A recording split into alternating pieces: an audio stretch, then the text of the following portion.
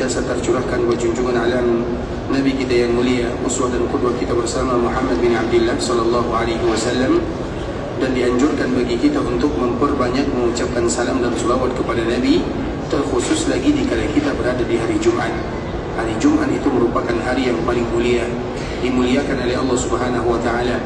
Dan di antara salah satu ibadah yang paling mulia di hari tersebut adalah memperbanyak mengucapkan salawat, bukan bersalawat, tapi memperbanyak mengucapkan salawat kepada baginda Nabi sallallahu alaihi wasallam. Bahkan di dalam sebuah riwayat disebutkan, salatu ummati tu'radu alayya fi kulli yaumi jumu'ah. Sesungguhnya salawat yang dibaca oleh umatku akan diperlihatkan kepadaku setiap hari Jumat. Maka tentunya seolah-olah Nabi bangga dan bahagia dikala mendapatkan syafaat dikala mendapatkan salawat dari umatnya, yang mana salawat tersebut ikhwatul Islam merupakan kewajiban kita sebagai umat baginda Rasulullah sallallahu alaihi wasallam. Allahumma salli ala Muhammad wa ala ahli baitihi wa ala azwajihi wa dhurriyyatihi kama sallaita ala Ibrahim wa ala ali Ibrahim innaka Hamidum Majid. Allahumma barik ala Muhammad wa ala ahli baitihi wa ala azwajihi wa dhurriyyatihi kama barakta ala Ibrahim wa ala ali Ibrahim innaka Hamidum Majid. Ikhwatul Islam, saudara kaum muslimin, para tetamu Allah rahimani wa rahimakumullah, kita akan kembali membacakan hadis Nabi sallallahu alaihi wasallam masih berkaitan dengan keutamaan yang ada di dalam Masjid Rasulullah sallallahu alaihi wasallam dan juga Masjidil Haram yang ada di Makkah Al-Mukarramah. Hadis yang pertama yaitu hadis Abu Hurairah radhiyallahu ta'ala anhu. Nabi sallallahu alaihi wasallam menyebutkan, salatun fi masjidi hadza khairun min alfi salatin fi ma siwahu illa al-Masjidil Haram. Orang yang salat di dalam masjidku ini lebih baik dan lebih mulia dibandingkan atau lebih daripada 1000 kali lipat dibandingkan dengan solat di tempat yang lainnya kecuali Masjidil Haram. Di dalam riwayat yang dibawakan oleh Jarir bin Abdullah radhiyallahu ta'ala anhu, Nabi sallallahu alaihi wasallam menyebutkan, salatun fi masjidi afdalu min alfi salatin fi ma siwa illa al-Masjidil Haram wa salatun fil Masjidil Haram afdalu min 100 alfi salatin fi ma siwa. Orang yang salat di dalam masjidku lebih afdal daripada 1000 dibandingkan dengan solat di tempat yang lainnya kecuali Masjidil Haram, dan solat di Masjidil Haram lebih afdal daripada 100.000 dibandingkan dengan solat di tempat yang lainnya. Kemarin kita telah menjelaskan ikhwatul Islam bahawa keutamaan solat di dalam Masjid Nabawi itu khusus di dalam area Masjid Nabawi sahaja. Sedangkan di luar Masjid Nabawi maka kita tidak mendapatkan keutamaan yang dijanjikan oleh Nabi sallallahu alaihi wasallam. Lebih daripada 1000 itu hanya didapatkan di dalam Masjid Nabawi. Kalau sudah berada di luar Masjid Nabawi dan tidak lagi termasuk bagian daripada Masjid Nabawi, maka keutamaan ini tidak lagi kita dapatkan. Kalau kita berbicara tentang kota Madinah dan Masjid Rasulullah sallallahu alaihi wasallam. Sedangkan kalau kita berbicara tentang Masjidil Haram yang ada di Mekah, maka itu mencakup semua lokasi haram yang ada di Mekah, sebagaimana pemaparan ayat Al-Quran yang telah kita jelaskan sebelumnya, bahawa kalimat Al-Masjidil Haram itu semuanya adalah lokasi tanah haram yang ada di Mekah. Dan kita juga tahu ikhwatul Islam, Mekah itu memiliki nama yang sangat banyak sekali, dan di antara salah satu nama yang populer adalah Makkah dan Bakkah. Makkah dan Makkah itu ikhwatul Islam memiliki makna yang sama, dan di antara maknanya adalah tempat berkumpulnya manusia. Makanya Makkah itu tidak akan pernah kosong kecuali kalau kiamat sudah terjadi. Karena memang hati manusia akan merindukan tempat tersebut sesuai dengan doa Nabi Ibrahim alaihissalam. Nah, namanya adalah Makkah dan Bakkah. Makkah ini ikhwatul Islam, apa yang disebut dengan Makkah? Makkah itu dinamakan dengan Makkah, itu semua lokasi haram maka dinamakan dengan Makkah. Kalau Bakkah itu baru lokasi Ka'bah, baru disebut dengan Bakkah. Itu di antara sebahagian perbezaan penamaan antara Bakkah dengan Makkah. Jadi kalau disebut dengan Makkah maka mencakup semuanya. Tapi kalau disebut kita hanya menginginkan tempatnya saja, yaitu Ka'bah Al-Musyarrafah, maka lebih kepada Bakkah. Walau dia hanya memiliki perbedaan antara huruf mim dengan huruf ba. Sehingga ikhwatul Islam, apabila kita menyebut dengan Makkah, maka Makkah itu mencakup semua tanah haram. Dan tanah haram yang ada di Makkah, kemarin kita telah jelaskan, yang pertama adalah Tan'im, Masjid Aisyah. Yang kedua adalah Hudaybiyah. Yang ketiga adalah Ji'ranah. Dan yang keempat adalah Masjid Namirah. Sekarang kita akan jelaskan satu persatu sesuai dengan agar kita mengetahui apa makna Masjidil Haram. Karena Nabi SAW menyebutkan wasalatun fil Masjidil Haram afdalu min mi'ati alf. Dan orang yang salat di Masjidil Haram lebih afdal. Orang yang salat di Mekah bukan 100.000 pahalanya, tapi lebih afdal daripada 100.000. Itu kalau mereka salat sendirian. Kalau sekiranya mereka salat berjamaah, maka tentunya dilipat gandakan lagi pahalanya. Sehingga kalau seandainya kita melihat mengukur antara pahala yang dijanjikan dengan uang yang kita keluarkan, maka tidak akan berbanding sedikit pun. Ibadah umrah ini, ikhwatul Islam, sebagaimana yang kita jelaskan bersama, adalah ibadah yang tidak boleh dilakukan satu kali, tapi mesti berkali-kali. Artinya seorang muslim ketika mereka berada di Ka'bah Al-Musharrafah, di antara salah satu doa yang mereka minta kepada Allah, ya Allah, berikan kepada kami kesempatan kedua untuk datang lagi ke tanah haram Makkah Al-Mukarramah dan Madinah, kotanya Rasulullah SAW. Itu merupakan di antara permintaan kaum muslimin. Makanya Umar atau Abu Bakar dan Umar, mereka melarang kalau ada orang yang berhaji tidak boleh menggunakan umrah. Sebelumnya pernah kita menjelaskan ikhwatul Islam bahwa ibadah haji itu terbagi kepada 3 macam. Yang pertama disebut dengan tamattu. Tamattu itu umrah dulu, kemudian kita buka pakaian, kemudian tanggal 8 Zulhijjah kita niat haji, kemudian kita baru berhaji. Tanggal 8 pergi ke Mina, tanggal 9 pergi ke Arafah, tanggal 10 nanti bermalam di Muzdalifah, kembali lagi ke Mina. Sedangkan haji yang kedua disebut dengan haji qiran, yaitu orang yang umrah juga, tapi antara umrah dengan haji tidak terpisah. Kemudian bagian haji yang ketiga dinamakan dengan haji ifrad. Haji ifrad, kenapa disebut dengan ifrad? Sesuai dengan namanya ifrad. Ifrad itu artinya fardun. Fardun itu artinya sendiri. Artinya haji ifrad adalah orang yang melaksanakan haji tanpa melaksanakan ibadah umrah. Dan di antara salah satu fatwa di zaman Abu Bakar dan Umar, tidak boleh orang haji, dianjurkan orang berhaji dengan ifrad, tidak boleh umrah. Kenapa tidak boleh? Karena apabila orang berhaji kemudian mereka tidak umrah, setelahnya mereka pulang lagi ke kampung halaman, maka dianjurkan mereka datang kembali untuk melaksanakan ibadah umrah, agar nanti mereka datang berkali-kali, bukan satu kali. Itulah alasan mengapa Abu Bakar dan Umar radhiyallahu ta'ala anhu menganjurkan orang melaksanakan ibadah haji tanpa ada umrah. Supaya apa? Supaya nanti mereka umrah lagi. Dan kalau mereka umrah lagi, berarti mereka akan kembali mendatangi tanah haram Makkah. Bisa dipahami? Jadi bukan berarti mereka menyelisih Nabi, tapi ada tujuan di belakangnya, yaitu supaya Makkah senantiasa dirindukan dan didatangi.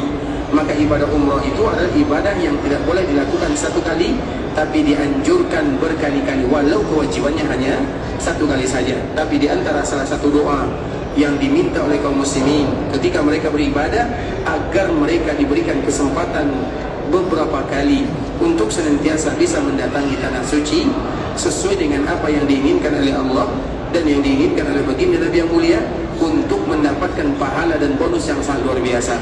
Kenapa demikian? Karena kalau kita bandingkan pahala yang dijanjikan itu tidak ada apa-apanya dengan nilai uang yang kita keluarkan, waktu yang kita korbankan, tidak ada bandingannya. Seperti di Makkah Al-Mukarramah, khairum min alfi salat, lebih baik daripada 100.000 salat. 100.000 salat itu ikhwatul Islam, coba bayangkan 100.000, dan itu adalah kadar minimal. Kadar maksimalnya kita tidak tahu. Dan Nabi mengatakan lebih afdal dan lebih baik. Tidak sama, tapi lebih afdal dan lebih baik. Dan itu kalau salat sendiri, bagaimana salat berjamaah? Kapan kita akan mendapatkan keutamaan seperti ini? Dan itu semuanya salat dilakukan di lokasi haram. Dimanapun kita melakukan salat di tanah haram Makkah, maka semuanya mendapatkan keutamaan ini. Semuanya tanpa terkecuali, walaupun berbeda atau berbeza antara yang dekat dengan yang jauh. Dan sekarang kita sebutkan ikhwatul Islam, salah satu firman Allah Subhanahu wa ta'ala yang disebutkan oleh Allah Subhanahu wa ta'ala tentang cerita orang-orang yang melaksanakan perjanjian Hudaybiyah. Di dalam ayat Al-Quran ikhwatul Islam, di dalam surah Al-Fatah, ayat-ayat terakhir, yang mana surah Al-Fatah dinamakan surah Al-Fatah adalah Fathu Makkah. Dan Fathu Makkah itu terjadi pada tahun ke-8 Hijriah. Tapi awal Fathu Makkah yang sesungguhnya adalah pada tahun ke-6 Hijriah. Kita ulang lagi ikhwatul Islam. Fathu Mekah itu artinya adalah kemenangan. Kemenangan terhadap kota Mekah. Kemenangan terhadap kota Mekah itu tidak didapatkan secara percuma. Tentu ada perjuangan sebelumnya. Sama seperti orang yang, seperti misalnya ada orang yang beli mobil, beli kereta misalnya, tiba-tiba dia langsung beli. Tidak, dia sudah menabung bertahun-tahun, dia sudah berusaha. Beli kereta atau beli mobil ini adalah hasilnya. Begitu juga dengan Fathu Mekah. Fathu Mekah itu adalah hasilnya, tapi usahanya itu jauh sebelumnya. Dan awalnya adalah pada tahun ke-6 Hijriah, bahkan pada tahun ke-5 Hijriah. Maka di dalam Al-Quran ada namanya Suratul Fatah. Suratul Fatah itu Suratul Fatah, yaitu Fathu Mekah. Inna fatahna laka fatham mubina. Kami berikan kepadamu kemenangan yang nyata, yaitu dikala terjadi Fathu Mekah. Tapi itu adalah hasil akhir, sedangkan pengorbanannya itu jauh. Dan awal-awalnya itu ikhwatul Islam, kalau kita lihat cerita di belakang, yaitu berawal pada tahun ke-5 Hijriah, dikala terjadi perang Khandaq. Khandaq itu ada di bagian kanan Masjid Nabawi. Kalau kita misalnya pergi ke bagian kanan Masjid Nabawi, kita akan menemukan, setelah ada hotel banyak, kita akan menemukan lebuh raya atau jalan raya. Kemudian di seberangnya kita akan temukan gunung, bukit. Bukit ini disebut dengan Bukit Silih. Bukit ini disebut dengan Bukit Silih. Bukit Silih ini adalah benteng kota Madinah. Di belakang Bukit Silih inilah terjadi yang namanya perang Khandaq. Karena bukit ini yang menjadi benteng kota Madinah dari belakang. Sedangkan dari depan, maka itulah yang terkenal dengan Khandaq atau parit. Jadi dari depan ada lubang besar, ada parit yang panjangnya lebih daripada 5 kilo yang membentang untuk membentengi kota Madinah. Di depan ada parit, di belakang ada Bukit Silih, sehingga orang-orang musyrikun mereka tidak bisa masuk ke dalam kota Madinah. Bisa dipahami bagaimana strategi Nabi sallallahu alaihi wasallam. Kita ulang lagi ikhwatul Islam. Di samping kanan ini ada Bukit Silih, Bukit Salak kalau bahasa kitanya. Kemudian di depannya itu dibikin Khandaq, itulah terkenal dengan perang Khandaq. Khandaq itu parit yang besar, yang panjang, yang dalam, digali oleh kaum muslimin atas usulan sahabat Salman Al-Farisi radhiyallahu ta'ala anhu. Kemudian ikhwatul Islam, dikala parit ini, dikala parit tergali, sehingga tiba-tiba datang orang musyrikun dari Mekah yang dipimpin oleh Abu Sufyan. Ketika mereka sampai di kota Madinah, mereka kaget, terkejut. Kenapa tiba-tiba ada Khandaq, ada parit? Mereka tidak tahu sebelumnya. Tidak pernah ada sejarahnya mereka menggali Khandaq. Sehingga dikala mereka datang ke kota Madinah, mereka tidak bisa masuk. Di belakang ada bukit, di depan ada Khandaq. Yang bisa masuk itu hanya satu orang sahaja, yaitu Amr bin Wud. Amr bin Wud itu adalah salah seorang panglima Farisul Lail namanya. Dia kalau melawan 10 orang mudah, atau bahkan melawan lebih dari 10 orang, dia akan masih kuat. Artinya dia bisa mengalahkan. Makanya terkenal dengan Farisul Lail. Dia orang yang kuat, gagah. Maka dia satu-satunya yang bisa melewati Khandaq. Ketika Amr bin Wud ini bisa melewati Khandaq, maka dia mengatakan, hal min nubaris, siapa di antara kalian yang bisa melawan aku? Karena biasanya perang tanding, kaum muslimin takut semuanya, karena memang mereka, dia terkenal. Tiba-tiba di saat itulah Ali bin Abi Thalib mengatakan, saya ya Rasulullah. Jika Ali mengatakan saya ya Rasulullah, maka Nabi mengatakan, tunggu, siapa yang bisa melawannya? Tidak ada yang bisa menjawab. Ali kembali menjawab. Kemudian Nabi kembali bertanya, siapa yang bisa menjawab? Ali kembali menjawab. Kemudian dikala 3 kali Nabi bertanya, tidak ada yang bisa menjawab, kaum muslimin tidak menjawab ikhwatul Islam karena keadaan. Kenapa? Karena mereka lapar, lemah, tidak ada makanan. Karena di perang Khandaq itu adalah di mana kaum muslimin pernah, Nabi termasuk diantaranya, mereka tidak makan 3 hari 3 malam lamanya. Pernah kita tidak makan 1 hari 1 malam? 1 hari 1 malam saja kita tidak pernah, apalagi 3 hari 3 malam. Dan disitulah perut Nabi diikat dengan batu, perut para sahabat juga diikat dengan batu. Itu bukan perjuangan yang mudah ikhwatul Islam, berat sekali dan panjang ceritanya. Kemudian dikala Amr bin Wud ini masuk, satu yang dia bisa melompat 4 meter misalnya dengan dalam kedalaman, karena kalau ada yang jatuh dia langsung meninggal di dalamnya, maka dia bisa berhasil melompatinya. Kemudian dia ingin perang tanding, tidak ada yang maju. karena keadaan para sahabat yang lemah. Kemudian tiba-tiba datanglah Ali bin Abi Thalib radhiyallahu ta'ala anhu, dan Nabi mengizinkannya. Dikala Ali bertanya, dikala Ali melawannya ikhwatul Islam, maka Amr bin Ud ini tidak mau. Kamu siapa? Ali mengatakan, aku adalah Ali bin Abi Thalib. Apa kata Amr bin Ud? Aku tidak mau melawanmu karena aku punya cerita dengan ayahmu. Artinya itu adalah sahabat ayahnya Ali, tidak mungkin melawan anaknya karena itu adalah sahabat ayahnya. Apa kata Amr bin Ud? Aku tidak mau melawanmu. Di saat itulah Ali mengatakan, tapi aku ingin membunuhmu. Kemudian di saat itulah terjadi peperangan ikhwatul Islam, dan Ali ini adalah orang yang, Amr bin Ud tadi kita ceritakan bagaimana kekuatannya, dan kekuatan Ali melebihi daripada Amr bin Ud. Dan itu nanti kita akan bisa lihat di ikhwatul Islam jika terjadi perang melawan orang-orang Yahudi di sebuah tempat yang bernama Khaybar. Ali seorang diri mengangkat pintu benteng. Misalnya anggaplah pintu Masjid Nabawi.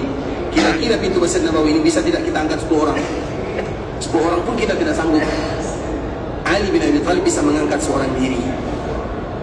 Begitulah kekuatan yang Allah berikan kepadanya, dan pada akhirnya Allah berikan kemenangan kepada Ali bin Abi Thalib.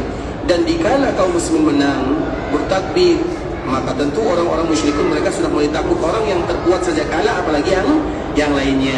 Kemudian ikhwatul Islam, di malam hari Allah kirimkan badai untuk orang-orang musyrikun, sehingga tenda mereka, kemahnya, tempat masaknya, semuanya terbang di bawah angin. Di saat itulah Abu Sufyan mengatakan, ayo kita pulang. Akhirnya tidak terjadi peperangan, dan orang-orang musyrikun pulang ke kota Mekah, dan Nabi mengatakan, ini adalah kali terakhir mereka mendatangi kota Madinah. Ini adalah kali terakhir mereka mendatangi kita. Setelahnya kita yang akan mendatangi mereka. Ini adalah awal di mana Allah berikan kemenangan kepada kaum muslimin. Artinya perang Khandaq itu adalah perang terakhir di kota Madinah. Setelahnya kota Madinah tidak akan pernah didatangi. Karena biasanya kalau yang didatangi itu, yang kuat itu yang mendatangi atau yang didatangi? Yang kuat yang mana biasanya? Yang mendatangi atau yang didatangi? Yang mendatangi. Nah, setelah terjadi perang Khandaq, Nabi mengatakan mereka tidak akan pernah datang selama-lamanya ke sini, orang-orang musyrikun, tapi kita yang akan datang kepada mereka. Berarti sudah mulai berbalik. Yang tadinya kaum musyrikun mereka menganggap diri mereka kuat, sekarang kaum muslimin mereka sudah kuat. Mereka yang akan mendatangi. Sehingga setelah terjadi perang Khandaq ini, orang-orang musyrikun tidak pernah lagi berani datang ke kota Madinah untuk menyerang kota Madinah. Habis cerita mereka di perang Khandaq. Nah, pada tahun ke-6 Hijriah, Nabi bermimpi. Mimpi Nabi ini adalah memasuki Masjidil Haram, karena pembahasan kita adalah tentang Masjidil Haram. Dan Allah menyebutkan, laqad sadaqallahu rasulahu ar-ru'ya bil haqq la tadkhulunna al-masjidal harama insyaallahu aminin muhalliqina ru'usakum wa muqassirina la takhafun fa'alima ma lam ta'lamun. Kemudian ila akhir ayat. Nabi SAW bermimpi. Mimpi Nabi apa? Mimpi Nabi bahwa kaum muslimin akan memasuki Masjidil Haram. Dan kita tahu mimpi Nabi pasti benar adanya. Dikala Nabi bermimpi, maka pasti kaum muslimin memasuki Masjidil Haram. Lihat bahasanya, la tadkhulunnal Masjidil Haram. Kalian akan masuk ke Masjidil Haram. Itu mimpi Nabi SAW. Dan mimpi Nabi adalah wahyu. Sehingga pada tahun ke-6 Hijriah, Nabi dan para sahabatnya, mereka kurang lebih 1.400 orang atau 1.500 orang, mereka berjalan dari Madinah menuju Mekah, ingin melaksanakan ibadah umrah. Dan inilah umrah pertama Nabi SAW. Nabi itu umrahnya 4 kali, hajinya 1 kali. Dan ini adalah umrah yang pertama. Kemudian dikala mereka sampai berjalan dari Madinah, kemudian setelah ingin sampai di Mekah Al-Mukarramah, dikala ingin memasuki tanah haram, maka Nabi dan kaum muslimin dihalangi oleh orang-orang musyrikun. Orang musyrikun tidak mau menerima atau tidak mau memberikan izin masuk ke dalam Ka'bah Al-Musyarrafah. Maka dikala mereka tidak mau memberikan izin kepada kaum muslimin, di saat itulah terjadi perjanjian. Itulah yang dikenal dengan perjanjian Hudaybiyah. Dan di antara salah satu isi perjanjiannya, kaum muslimin pada tahun ini tidak boleh masuk ke Mekah Al-Mukarramah, dan baru mereka boleh masuk pada tahun berikutnya. Maka tahun berikutnya, tahun ke-7 disebut dengan Umratul Qadha, yaitu pengganti daripada umrah ini. Umrah Qadha atau disebut dengan Umrah Qadiyah, itu umrah yang kedua. Nah, sebelum kita melanjutkan tentang umrah yang ketiga, kita jelaskan dulu masalah perjanjian Hudaybiyah. Perjanjian Hudaybiyah itu banyak isinya. Salah satunya kaum muslimin mereka tidak boleh masuk ke Ka'bah, tidak boleh tawaf. Nah, dikala mereka tidak boleh tawaf, Nabi sudah bermimpi. Apa mimpi Nabi? Bahwa kaum muslimin pada tahun itu akan memasuki Masjidil Haram. Kemudian tiba-tiba dikala sampai di Hudaybiyah, mereka terhalang. Mereka tidak masuk. Sehingga sebahagian kaum muslimin bertanya, "Ya Rasulullah, bukankah engkau mimpi bahwa kita akan memasuki Masjidil Haram? Laqad sadaqallahu rasulahu ar-ru'ya bil haqq la tadkhulunna al-Masjidil Haram." Bukankah engkau akan memasuki Masjidil Haram? Dan mimpi Nabi tidak boleh pasti benar adanya, tidak sama dengan mimpi kita. Karena mimpi itu terbagi 3. Kalau mimpi kita ini ikhwatul Islam, yang pertama mimpi apa keadaan yang biasanya kita lakukan. Seseorang terbiasa bermimpi sesuatu yang dia menyibukkan diri dengannya. Orang yang menyibukkan diri dengan dunia, maka dia akan bermimpi dengan dunia. Orang yang menyibukkan diri dengan akhirat, maka dia bermimpi dengan akhirat. Orang yang menyibukkan diri bermimpi membahas tentang Nabi, maka mereka akan mimpi bertemu dengan Nabi. Jadi mimpi kita itu tergantung bagaimana kebiasaan. Itu mimpi yang pertama. Yang kedua, mimpi yang kedua itu adalah gangguan, godaan syaitan. Makanya mimpi yang kedua, kalau kita bermimpi mimpi buruk, dimakan ular, atau terjatuh ke sumur, mimpi tertabrak misalnya, atau insiden dan yang lainnya, maka berlindunglah dari syaitan, meludah ke kiri, kemudian berta'awuz, dan jangan pernah diceritakan. Mimpi kita jangan pernah diceritakan, apalagi mimpi buruk. Kenapa tidak boleh diceritakan? Kalau diceritakan nanti dia terjadi, betul terjadi. Mimpi ditabrak misalnya, diam-diam saja, kemudian kita mengatakan meludah ke kiri 3 kali, kemudian a'udzubillahi minasyaitonirrajim, selesai. Jangan nanti, Ustaz saya tadi mimpi ditabrak, nanti betul-betul ditabrak. Makanya jangan ceritakan, karena itu gangguan syaitan. Karena apabila kita memikirkan, karena apabila diceritakan, dia akan selalu memikirkan. Ketika selalu dipikirkan, maka nanti dia akan terbayang-bayang ditabrak, dan betul-betul dia ditabrak. Makanya tidak boleh diceritakan. Kemudian yang ketiga ikhwatul Islam adalah kabar gembira. Mimpi yang ketiga disebut dengan mubasyirat. Misalnya dia seseorang bermimpi, dia bermimpi tawaf di Ka'bah, maknanya dia akan melaksanakan ibadah haji atau umrah. Maka kalau itu mimpi ikhwatul Islam juga jangan diceritakan sampai Allah kabulkan. Tapi yang harus dilakukan, doalah, berdoalah, ya Allah semoga terjadi, karena itu adalah bagian daripada mubasyirat, kabar gembira. Dan itu biasanya kalau kita mimpi ada kabar gembira, maka berbahagialah. Dan jangan diceritakan terlalu cepat. Kapan diceritakan? Nanti kalau sudah terjadi.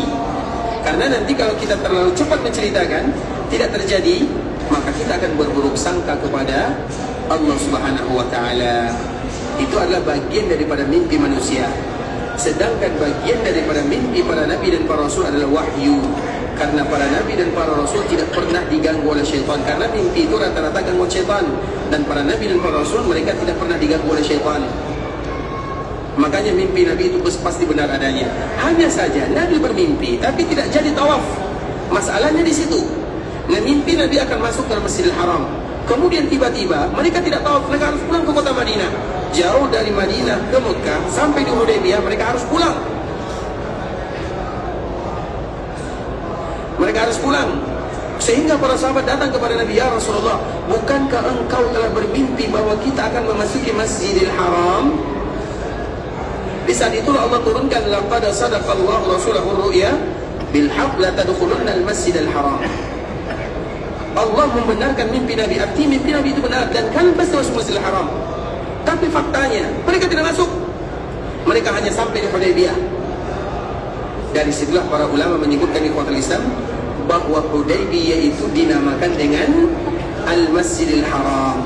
Kalau Hudaybiyah tidak dinamakan dengan Al-Masjidil Haram, maka mimpi Nabi tidak terwujud.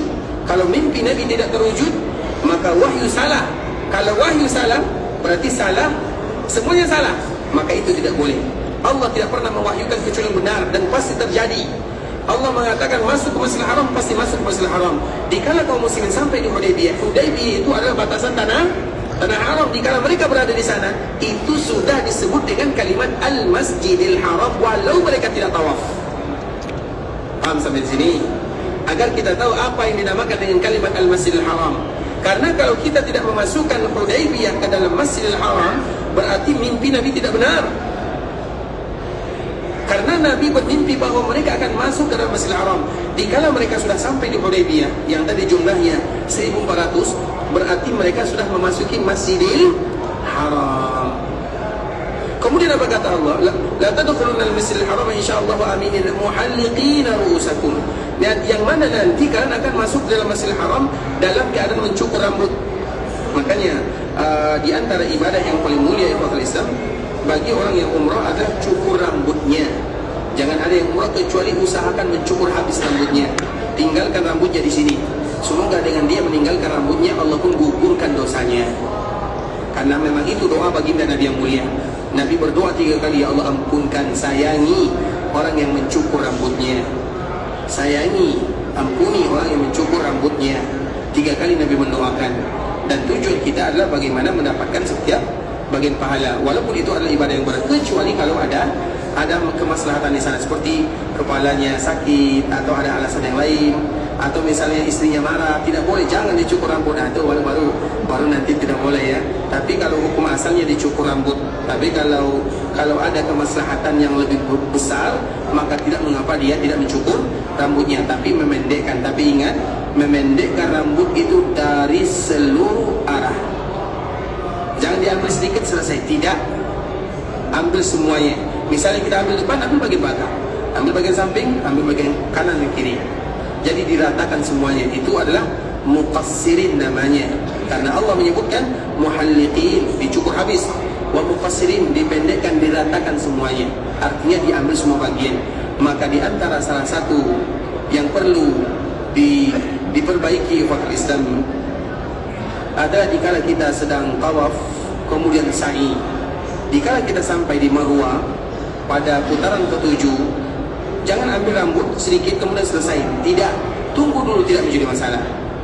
Kemudian kita pulang, kita cari salon atau tukang cukur misalnya. Kalau kita ingin pendekkan, kalau kita ingin mencukur, kalau kita tidak ingin, maka ambil semua bagian, walaupun sedikit, tapi ambil semuanya, supaya yang kita ambil dari rambut itu merata.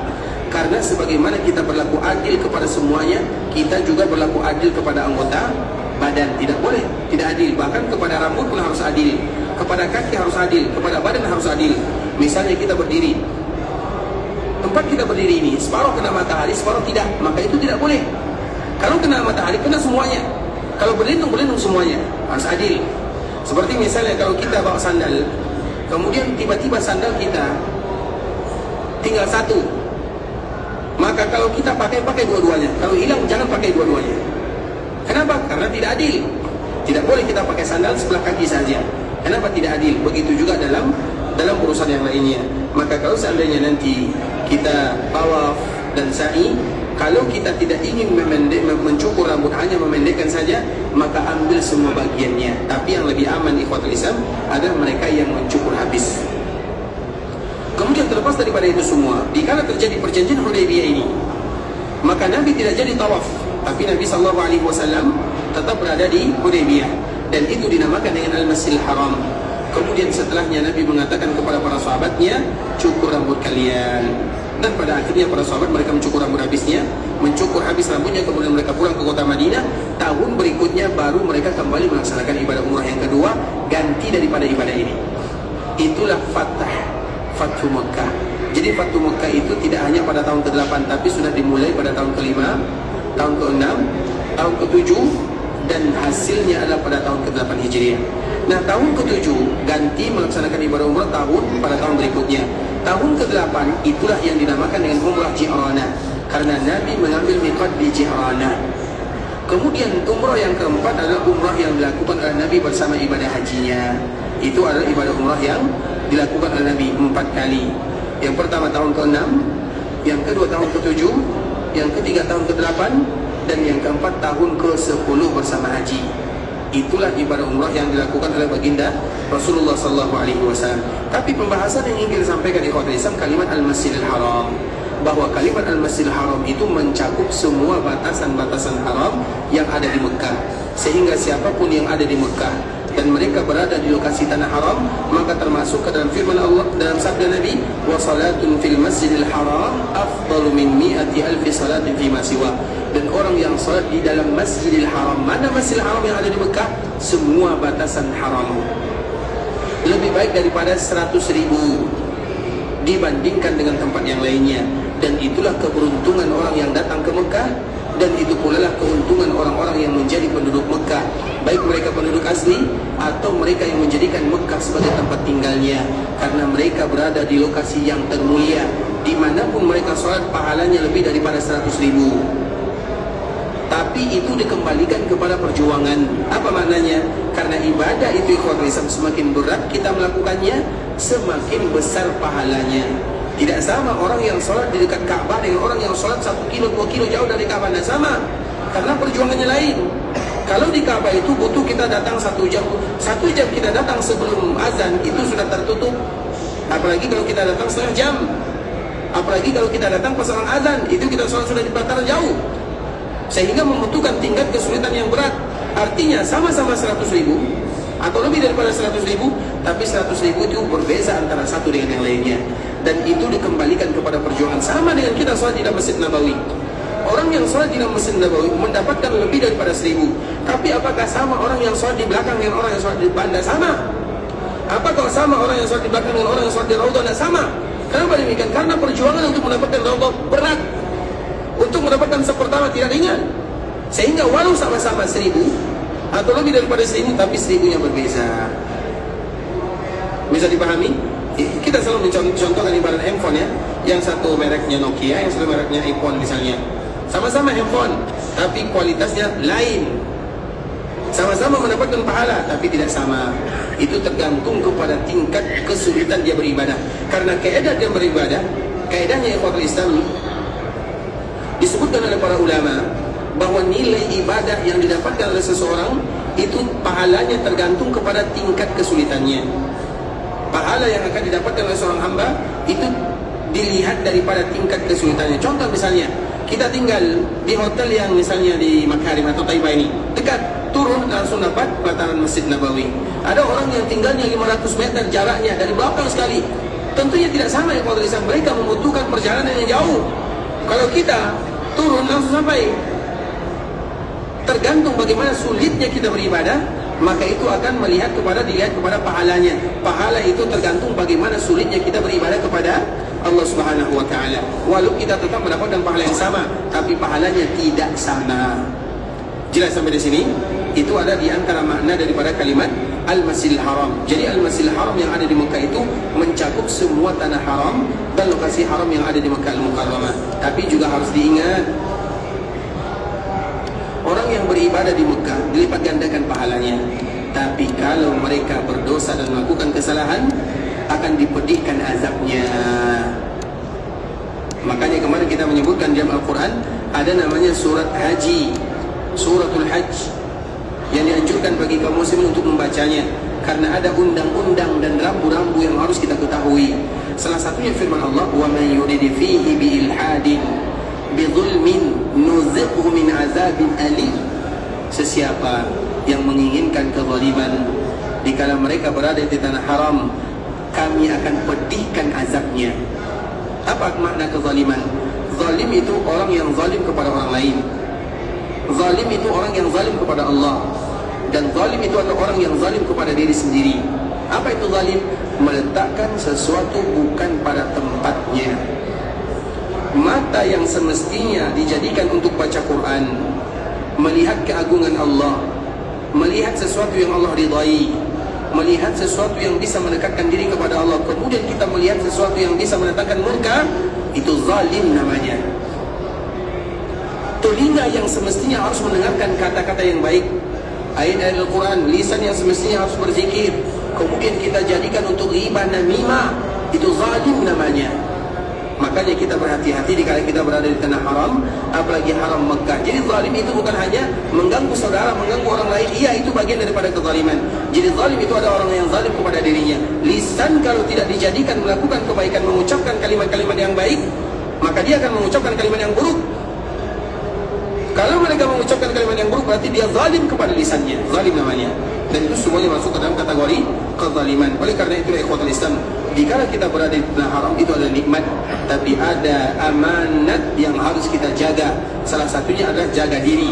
Makanya mata harus dijaga, lisan harus dijaga, telinga harus dijaga, kaki harus dijaga. Semua anggota tubuh kita ini harus dijaga supaya kita tidak termasuk orang-orang yang zalim. Tapi ikhwatul Islam, itu adalah pembahasan tentang Al-Masjidil Haram. Artinya bahwa perbedaan salatun fi masjidi hadza khairun min alfi salatin fi masiwa illa al-Masjidil Haram. Orang yang salat di dalam masjidku ini lebih baik daripada 1000, khusus di dalam Masjid Nabawi saja. Sedangkan di Haram Mekah itu semuanya. Siapapun yang salat di Haram Mekah maka lebih baik daripada 100.000 kali lipat dibandingkan dengan salat di tempat yang lainnya. Kemudian ikhwatul Islam, kemuliaan lain yang ada di Masjid Nabi SAW adalah sebuah tempat yang sangat indah, yang semuanya kaum muslimin berlomba-lomba untuk ingin memasukinya. Semua kita kenal dengan yang namanya istilah Raudhah. Raudhah ini ikhwatul Islam, itu adalah bonus dari Allah Subhanahu wa taala kepada penduduk Madinah, sebagaimana Hajar Aswad adalah bonus dari Allah Subhanahu wa taala untuk penduduk Mekah. Dan kedua-duanya sama-sama berasal dari surga. Dan semuanya kedua-duanya sama-sama ada hubungannya dengan surga. Dan ini akan kita jelaskan ikhwatul Islam, karena Raudhah ini adalah bagian daripada keutamaan yang ada di Masjid Nabawi, kemuliaan dan kelebihan yang ada di dalamnya. Salah satunya adalah Raudhah. Kemudian sebelum kita menjelaskan Raudhah ini, Raudhah itu ada dua. Yang pertama, Raudhah yang kita kenal di dalam Masjid Nabawi, akan kita jelaskan. Yang kedua, Raudhah juga. Raudhah yang kedua itu ada di mana-mana. Di belahan dunia Allah ini ada Raudhah semuanya. Makanya dalam hadis Nabi SAW, Nabi menyebutkan, "Idza marartum bi raudhatin min riyadil jannati farta'u." Apabila kalian melewati taman di antara taman-taman surga, bahasa Nabi sama. "Idza marartum bi raudhatin min riyadil jannah." Apabila kalian melewati taman di antara taman-taman surga, mampirlah. Kemudian para sahabat itu kaget, heran, karena biasanya untuk masuk ke taman surga atau ke Raudhah itu bukan diajak, tapi kita yang ingin. Bahkan kita rela antrian, rela mendaftar untuk ingin memasukinya, beribadah di dalamnya. Tapi dalam hadis ini Nabi mengatakan mampir, artinya banyak yang tidak mau singgah. Maka di saat itulah Nabi mengajak singgah dulu. Apabila kalian melewati taman di antara taman-taman surga, jangan lewat begitu saja, tapi singgah, duduk dulu sejenak. Maka para sahabat heran, "Ya Rasulullah, ma riyadul jannah?" Apa itu taman surga? Karena yang mereka tahu taman surga hanya satu saja, itu taman surga yang ada di dalam Masjid Nabawi. Tiba-tiba Nabi menyebutkan taman surga yang kedua. Maka mereka bertanya, "Apa itu ya Rasulullah?" Maka Nabi menyebutkan halaqah zikir. Halaqah zikir. Halaqah zikir yang dilakukan di dalam rumah Allah. Ingat itu baik-baik ikhwatul Islam. Halaqah zikir yang dilakukan di dalam rumah Allah itu ada taman surga. Dan kedua maknanya sama. Halaqah itu apa? Perkumpulan. Zikir itu apa? Zikir itu adalah, zikir yang terbaik itu adalah Al-Quran. Zikir yang terbaik itu adalah hadis Nabi. Itu zikir yang terbaik. Bahkan di antara nama lain Al-Quran adalah zikir. Al-Quran itu banyak namanya. Al-Quran, Al-Furqan, Al-Huda, Al-Kitab, Az-Zikir. Jadi Az-Zikir itu adalah nama lain daripada Al-Quran. Inna nahnu nazzalna Az-Zikir, Inna nahnu nazzalna Zikra wa inna lahu lahafidhun. Jadi kalau ada yang mengatakan bahwa di dalam masjid itu harus berzikir, apa makna zikir yang terbaik? Baca Quran. Sehingga setiap seperti misal sekarang yang kita baca adalah Al-Quran atau hadis Nabi, itu adalah bagian daripada zikir. Dan itulah Raudhah. Dan Raudhah yang kedua ini ada di mana-mana. Di daerah kita ada, di belahan dunia semuanya ada. Tinggal kita menciptakan Raudhah. Kalau seandainya kita tidak bisa berlama-lama di Raudhah yang pertama, maka kita masih punya kesempatan berlama-lama di Raudhah yang kedua. Tapi Tapi biasanya raudhah yang kedua ini dilalaikan oleh kaum muslimin. Banyak yang tidak kuat, banyak yang tidak sanggup. Tapi ingat, zikir itu yang mana? Zikir itu adalah Al-Quran, itulah zikir. Hilaqah zikir, halaqah zikir. Karena zikir yang paling mulia itu adalah Al-Quran. Makanya apabila ada orang yang baca Quran, berarti mereka sedang berzikir. Apabila ada orang yang sedang berzikir, belum tentu dia baca Quran. Bisa dipahami? Apabila ada orang yang sedang baca Quran, berarti dia sedang berzikir. Apabila ada orang yang sedang berzikir, dia belum tentu baca Quran. Artinya kalau kita baca Quran, masuk semua di dalamnya, masuk zikir di dalamnya. Karena Al-Quran itu semuanya kalimat yang indah dan kalimat yang mulia. Itu adalah raudhah yang kedua. Nah sekarang kita kembali kepada raudhah yang pertama, ikhwatul Islam. Nabi menyebutkan, ma baina baiti wa minbari raudhatun min riyadil jannah. Sesungguhnya di antara rumahku dan mimbarku adalah taman di antara taman-taman surga. Raudhatun min riyadil jannah, taman di antara taman-taman surga. Kemudian sambungan hadisnya, wa mimbari, dan mimbarku adalah ala haudi, berada di telagaku. Akan kita jelaskan makna hadis Nabi SAW ini, ikhwatul Islam. Yang pertama, Nabi SAW menyebutkan ma baina baiti, di antara rumahku. Maka kita harus tahu di mana rumah Nabi SAW. Artinya raudhah itu dikala Nabi datang ke kota Madinah dan membuat Masjid Nabawi, apakah raudhah itu sudah ada atau belum? Sudah ada atau belum?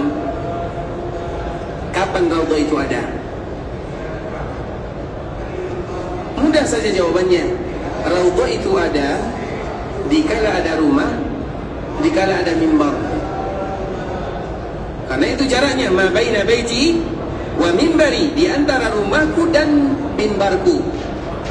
Ketika Nabi sampai di kota Madinah, kemudian membuat Masjid Nabawi, apakah mimbar sudah ada? Belum. Mimbar itu datang belakangan. Apakah rumah Nabi sudah ada? Rumah Nabi, dikala Nabi berada di kota Madinah, yang dibangun oleh Nabi pertama kali apa? Masjid. Membangun masjid apa hukumnya? Apa hukum membangun masjid? Ditekankan. Apa hukum membangun rumah? Apa hukumnya? Mana yang lebih didahulukan oleh Nabi? Bangun masjid atau bangun rumah? Masjid. Kalau kita mau bangun rumah atau bangun masjid? Bisa dipahami? Karena dari jawaban ini kita akan tahu jawabannya. Nabi dikala pertama kali datang ke kota Madinah, yang dibangun oleh Nabi adalah masjid, kemudian baru rumah. Berarti mana yang lebih penting, bangun masjid atau bangun rumah? Masjid. Kalau kita sudah bangun masjid atau belum? Siap-siap untuk bangun masjid pulang dari umrah ini ya. Karena bangun masjid itu ikhwatul Islam merupakan di antara cita-cita kaum muslimin. Bahkan orang muslim yang sesungguhnya adalah mereka yang memprioritaskan rumah Allah sebelum rumahnya. Karena dikala dia bangun rumah Allah dahulu, dia sudah bangun rumahnya di dalam surga. Sebelum kita bangun rumah di dunia, bangun dulu rumah dalam surga. Bisa dipahami? Kalau kita tidak ada rumah, masih bisa sewa rumah yang lain. Tapi kalau kita tidak ada masjid, rumah mana nanti di surga yang akan kita sewa? Makanya di antara salah satu motivasi bagi kaum muslimin, janganlah mereka meninggal kecuali mereka sudah meninggalkan rumah Allah di dunia. Sehingga dikala mereka meninggal, mereka sudah punya rumah yang sesungguhnya. Kita harus punya rumah, ikhwatul Islam. Di dunia punya rumah, di akhirat juga harus punya rumah. Macam mana caranya? Bangun rumah Allah. Kalau kita tidak bisa bangun masjid dalam skala yang kecil, maka bangun rumah besar. Bangun masjid yang besar. Tergantung bagaimana tingkat kemudahan yang Allah berikan. Jadikan itu sebagai cita-cita. Kalau seandainya cita-cita kita tidak terwujud, maka Allah telah mengetahui apa yang kita niatkan. Masalahnya kita sudah bercita-cita atau belum? Kita sudah berniat bangun masjid atau belum? Kita sudah berusaha cari tanah bangun masjid atau belum? Itu masalahnya. Karena niat tanpa usaha bukan niat namanya. Niat itu dinamakan dengan niat kalau dia sudah ada usaha. Misalnya dia berniat, dia sudah cari tanah akan bangun masjid, tiba-tiba dia meninggal, sudah niat namanya, seolah-olah berarti dia sudah mendapatkan rumah di surga walau dia belum membangunnya karena ada niatnya. Jadi niat itu ikhwatul Islam dibarengi dengan usaha. Karena yang ada di dalam hati tidak semua dinamakan dengan niat. Ada disebut dengan hadisun nafsi. Hadisun nafsi itu hanya sekedar bayang-bayangan saja. Kalau niat disebut dengan niat, dia sudah melakukannya, sudah berusaha, kemudian tidak terwujud, maka baru akan diberikan pahala oleh Allah Azza wa Jalla. Di dalam kata lain disebut dengan hammun. Hammun itu artinya barang siapa yang menginginkan melakukan kebaikan, kemudian tidak jadi dia melakukannya, maka Allah sudah tulis kebaikan dia walau dia tidak melakukannya. Apa makna hammun? Niat, artinya sudah ada usaha. Makanya dikala Nabi berada di kota Madinah, yang pertama kali dibangun oleh Nabi adalah masjid, kemudian baru rumahnya. Jelas sampai di sini? Karena bangun masjid itu adalah kewajiban, sedangkan bangun rumah itu adalah anjuran. Artinya kalau kita ada rumah, alhamdulillah. Tidak ada rumah, masih bisa kita sewa rumah yang lain. Diusahakan ikhwatul Islam. Kemudian dikala Nabi SAW sampai di kota Madinah, berarti rumah Nabi belum ada. Berarti batasan Raudhah juga belum disebutkan. Bisa dipahami itu makna yang kami sampaikan. Artinya ketika Nabi membangun Masjid Nabawi, apakah sudah ada keutamaan Raudhah di dalamnya? Belum. Sampai bila? Sampai ada mimbar dan sampai ada rumah. Karena itu yang membatasinya. Maka Nabi mengatakan ma baina baiti wa mimbari, di antara rumahku dan mimbarku. Artinya dikala pembangunan Masjid Nabawi belum ada yang namanya Raudhah, karena belum ada mimbar dan belum ada rumah. Kemudian setelah ada mimbar, setelah ada rumah, baru Nabi menyebutkan ma baina baiti wa mimbari, di antara rumahku ini dan mimbarku, taman di antara taman-taman surga. Kemudian di kota Islam, baiti, di antara rumahku. Rumah Nabi SAW setelah Nabi membangun Masjid Nabawi, maka Nabi membangun rumahnya. Semalam atau sebelumnya telah kita menjelaskan bahwa Nabi SAW membangun rumah di bagian belakang masjid. Nabi tidak pernah membangun rumah di dalam masjid, dan rumah Nabi bukan masjid. Kita ulang lagi ikhwatul Islam, Nabi tidak pernah membangun rumah di dalam masjid, dan rumah Nabi bukan masjid. Walaupun rumah Nabi berdekatan dengan masjid, tapi bukan masjid. Paham sampai di sini? Kenapa demikian? Karena di dalam rumah itu biasanya, dalam rumah ikhwatul Islam, Nabi bersama keluarganya. Kadang keluarga Nabi datang bulan berhalangan, kadang Nabi melakukan bersama istrinya, kadang mandi. Dan itu tidak mungkin dilakukan di dalam masjid. Bisa dipahami? Sehingga rumah Nabi itu tidak boleh dikatakan sebagai masjid di zaman Nabi. Jadi rumah Nabi itu rumah Nabi, ya masjid, ya masjid. Karena ada aturan-aturan yang tidak boleh dilakukan di masjid, yang boleh dilakukan di rumah. Bukankah Nabi di rumah? Banyak yang kita cerita-cerita tentang Ibunda Aisyah, apa yang dilakukan Nabi di rumah, yang mana itu tidak boleh dilakukan di dalam masjid. Makanya rumah Nabi bukan bagian daripada masjid, atau bukan masjid pada waktu itu, tapi sekarang sudah dimasukkan bagian daripada masjid. Nah, Nabi SAW membangun rumahnya di bagian belakang. Kemarin kita telah menyinggung sedikit. Pertama kali pembangunan Masjid Nabawi, panjangnya 35, lebarnya 30, 70 hasta, 60 hasta. Itu awal Nabi membangun masjid. Kemudian kiblatnya masih menuju Baitul Maqdis. Sehingga setelah membangun masjid ini, maka Nabi membangun rumah di bagian belakangnya. Setelah 17 bulan lamanya, kiblat itu berputar menuju Ka'bah Musyarrafah. Sehingga rumah Nabi yang bagian belakang jadilah bagian depan kiri, karena perpindahan kiblat. Kemudian setelah ini menjadi bagian rumah Nabi SAW, maka dibuat pintu. Maka pintu inilah disebut dengan pintu Jibril. Kenapa disebut dengan pintu Jibril ikhwatul Islam? Karena masjid yang dibangun oleh Nabi itu hanya punya 3 pintu. Sampai sekarang masih dinamakan dengan pintu tersebut. Satu pintu Atikah, pintu Babur Rahmah. Kalau kita keluar dari sini, lurus ke sana, kemudian kita lihat ke kiri, maka di sampingnya akan kita baca Babu Atikah. Babu Atikah itu artinya pintu Atikah. Jadi di Masjid Nabawi itu dulu para sahabat mereka masuk dari arah mana saja. Yang rumah di bagian depan mereka masuk bagian depan. Yang rumah di bagian belakang mereka masuk ke bagian belakang. Yang rumah di samping masuk dari samping. Kemudian Nabi mengatakan semua pintu yang ada di Masjid Nabawi tutup kecuali Khawkhah Abi Bakar. Khawkhah itu artinya pintu kecil, bukan pintu utama. Kan sekarang kan kita lihat di Masjid Nabawi ada pintu besar, itu pintu utama namanya. Ini pintu utama. Ada pintu-pintu kecil yang pas-pasan kita masuk pas. Seperti di samping sini ada pintu kecil. Itu bahasa Arabnya adalah Khawkhah. Nah itu juga ada di dalam Masjid Nabawi. Nah di Masjid Nabawi itu banyak Khawkhahnya. Pintu utama ada beberapa pintu utama, ada 3. Sisanya Khawkhah, pintu-pintu kecil. Karena contoh misalnya hotel kita di sana, Kan sulit kalau kita pergi ke masuk pintu utama. Kita masuk di pintu yang walaupun pintu kecil kita tetap masuk. Yang penting sampai dalam Masjid Nabawi. Dan mungkin kita berputar. Begitu juga para sahabat Nabi. Maka mereka membuat pintu-pintu kecil. Maka di saat itulah Nabi mengatakan tutup semua pintu. Illa khawfa Abi Bakri, kecuali pintu Abu Bakar. Artinya satu-satunya pintu yang dibolehkan adalah pintu Abu Bakar As-Siddiq. Maka sampai sekarang ada tulisan namanya Khawfa Abi Bakrin. Di mana lokasinya? Cari sendiri. Lokasinya di sini, di bagian kanan Masjid Nabawi. Tapi di mana tempatnya? Nanti baca tulisan Arab itu satu-satu. Akan kita temukan Khawfa Abi Bakar. Tapi ikhwatul Islam. Kemudian pintu lain namanya Babur Rahmah atau Bab Atikah. Itu juga tidak jauh dari Khawfa ini. Kemudian pintu lain namanya pintu Salam ya. Yang pintu nomor 1 itu namanya Babus Salam. Kemudian di ujungnya namanya Babu Jibril, pintu Jibril. Di mana pintu Jibril? Di rumah Nabi ini. Kenapa disebut dengan pintu Jibril? Karena disitulah pertemuan Nabi dengan Jibril selalu. Kalau Jibril berjanji dengan Nabi, maka disitulah perjumpaannya. Dan Nabi selalu bertemu dengan Jibril. Dan Jibril selalu berubah bentuk menjadi manusia. Dan Nabi tidak pernah melihat Jibril dalam bentuk asli kecuali dua. Yang pertama di saat menerima wahyu, yang kedua dikala melakukan Isra dan Mi'raj. Sisanya Nabi tidak pernah melihat Jibril kecuali dalam bentuk manusia. Jibril itu berbentuk Dihya Al-Kalbi. Ada salah seorang sahabat namanya Dihya Al-Kalbi, salah seorang sahabat yang rupawan, yang ganteng kalau bahasa kitanya, yang bagus rupanya. Maka Jibril selalu berparas dengan Dihya Al-Kalbi.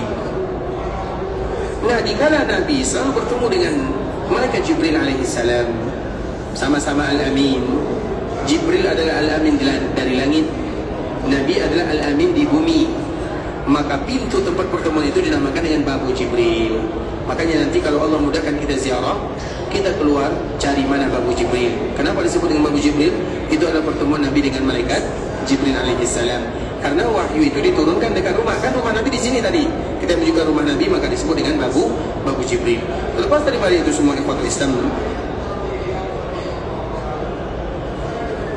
Babu Jibril atau rumah Nabi SAW di bagian atas, sebelumnya di bagian bawah atau di bagian belakang Masjid Nabawi. Tapi kiblat sudah berpindah menuju Ka'bah, maka rumah Nabi bagian depan. Nah, dari situlah Nabi mengatakan ma baina baiti. Ini rumah menjadi bagian batasan Allah di antara rumahku ini. Jadi rumah Nabi ini punya nilai keutamaan.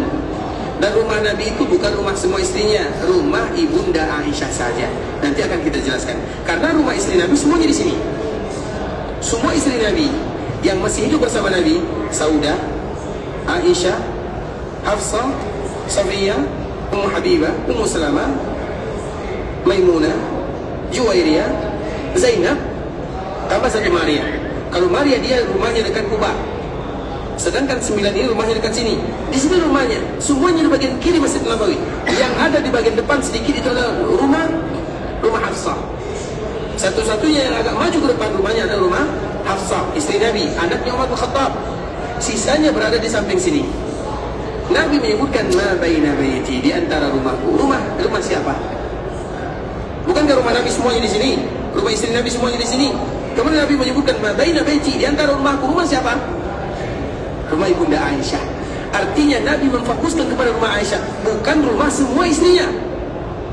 Karena apabila kita tahu rumah Aisyah, berapa panjangnya, berapa lebarnya, itu penentuan raudhah.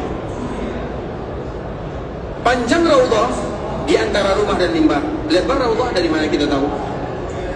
Panjangnya disebutkan oleh Nabi, ma baina baiti, di antara rumahku dan mimbar. Mudah menentukan mimbar. Mimbar sekarang masih ada. Mimbar sekarang bukan mimbar Nabi, tapi mimbar itu adalah lokasi mimbar Nabi. Mimbar Nabi tidak ada lagi, hangus terbakar.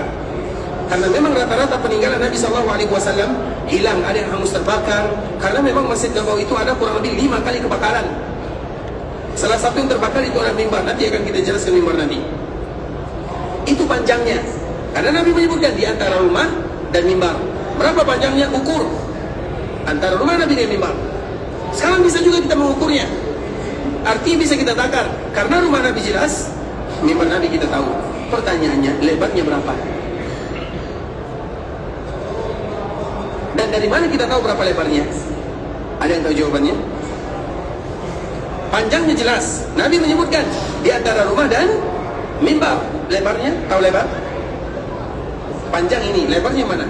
Karena bisa jadi nanti kita salat sampai di sana, tahu-taunya kita bukan salat di Raudhah, salat di masjid biasa. Jadi bagaimana cara mengetahui berapa lebarnya?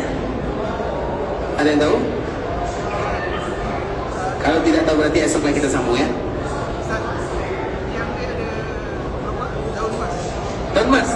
Daun emas itu baru kemarin adanya, dulu. Iya kan? Dulu di Masjid Nabawi, tiangnya apa? Tiangnya kurma, pohon kurma. Tidak ada tiang macam ini. Dia dulu tiangnya adalah pohon kurma. Betul atau tidak? Itu baru-baru, itu tiang-tiang Masjid Nabawi itu baru-baru. Itu di zaman Turki Utsmani, kemudian setelahnya berpindah. Sebelumnya tiangnya apa? Makanya di kala Masjid Nabawi dibangun, itu semuanya apa kata Anas bin Malik? Masjid Nabawi, tanah itu, Anas bin Malik, sahabat Nabi, tanah tempat pembangunan Masjid Nabawi itu awalnya ada tempat pohon kurma. Pohon kurma yang tidak lagi berbuah. Kami tebang semuanya.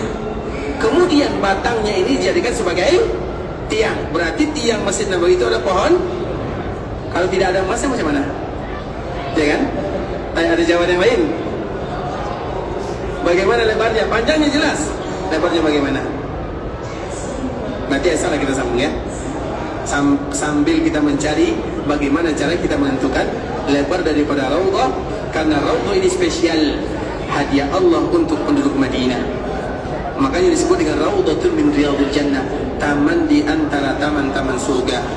Tidak ada sesuatu yang diikat, yang digabungkan, yang berhubungan dengan surga kecuali akan mengantarkan kita ke surga. Nanti akan kita jelaskan. Dan itulah di antara makna Raudhah. Makna Raudhah itu banyak. Salah satu makna yang paling indah yang Pak Islam, mengapa disebut dengan taman-taman surga? Karena seolah-olah ibadah yang kita lakukan akan mengantarkan kita ke dalam surga. Maka perlu kita ketahui, apakah kita berada di taman surga atau kita berada di Masjid Nabawi sahaja, bukan bagian daripada taman surga. Barakallahu fikum ikhwatul Islam. Semoga apa yang kita sampaikan ini memberikan manfaat kepada kita bersama. Dan insya Allah esok kita akan sambung, terkhusus bagi kita yang masih ada di kota Madinah. Namun bagi kita yang sudah habis waktunya di kota Madinah, semoga Allah berikan kesempatan bagi kita bersama untuk kembali bersua dan berjumpa di kemudian hari. Ikhwatul Islam, kita selalu memberikan motivasi kepada kaum muslimin. Dikala kita berada di kota Madinah, kota Rasulullah SAW, maka ada nikmat yang jangan sampai kaum muslimin melalaikannya. Dan nikmat tersebut adalah nikmat Masjid Rasulullah SAW. Masjid Rasulullah ini semuanya adalah Raudhah. Semuanya adalah Raudhah. Bisa dipahami?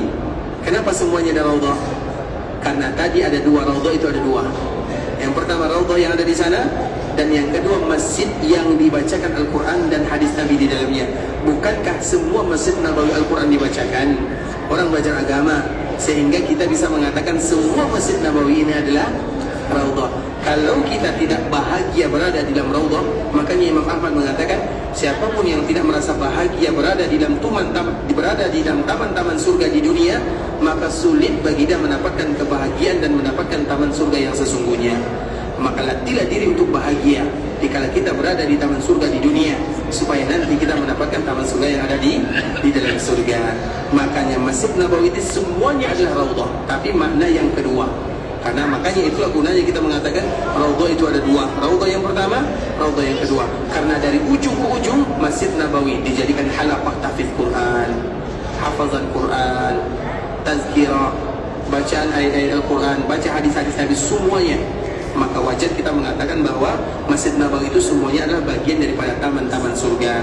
Dan semoga tempat kita sekarang ini adalah bagian daripada taman-taman surga, dan semoga perkumpulan kita ini adalah perkumpulan yang bisa memasukkan kita ke dalam surga Allah Subhanahu wa taala. Amin amin ya rabbal alamin. Ikhwatul Islam, saudara kaum muslimin, para tetamu Allah rahimani wa rahimakumullah.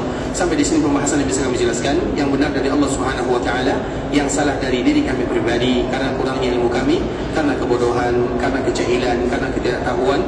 Kami mohon maaf kalau ada kata yang salah. kalimat yang kurang tepat, bahasa yang tidak bagus, kami mohon dimaafkan. Dan kita selalu berharap kepada Allah agar Allah ampunkan dosa kita bersama, agar Allah mudahkan urusan kita, agar Allah berikan kesehatan, agar Allah turunkan keberkahan dan dimudahkan langkah kita masuk ke dalam surganya. Kalau ada di antara kita yang ingin pergi ke Mekah, semoga diterima semua amal ibadahnya, dikabulkan doa dan permintaannya, dijadikan umrahnya adalah umrah yang akan bisa menggugurkan dosa-dosanya, umrah yang akan bisa memudahkan segala urusannya, umrah yang akan memberikan keberkahan dalam kehidupannya, keberkahan yang ada dalam hartanya, keberkahan yang ada dalam usahanya, dan keberkahan yang ada pada keturunan dan anak cucunya. Kalau ada di antara kita yang ingin pulang ke kampung halaman, semoga dimudahkan perjalanannya, dilancarkan urusannya, kembali berkumpul dengan keluarga yang ditinggalkan dalam keadaan sehat walafiat, dan semoga Allah berikan keikhlasan dalam setiap amal, Allah berikan istiqamah dalam agama, dan Allah tutup usia kita dalam keadaan husnul khatimah, dan semoga Allah kumpulkan kita bersama di dalam surga bersama baginda Nabi yang mulia Muhammad bin Abdullah sallallahu alaihi wasallam. Kita tutup dengan doa kafaratul majlis. Subhanakallahumma wa bihamdika asyhadu an la ilaha illa anta astaghfiruka wa atubu ilaik. Wa sallallahu wa sallim ala nabiyyina wa habibina wa khalilina wa sayyidina Muhammadin wa ala alihi wa sahbihi wa sallam tasliman katsira. Assalamualaikum warahmatullahi wabarakatuh.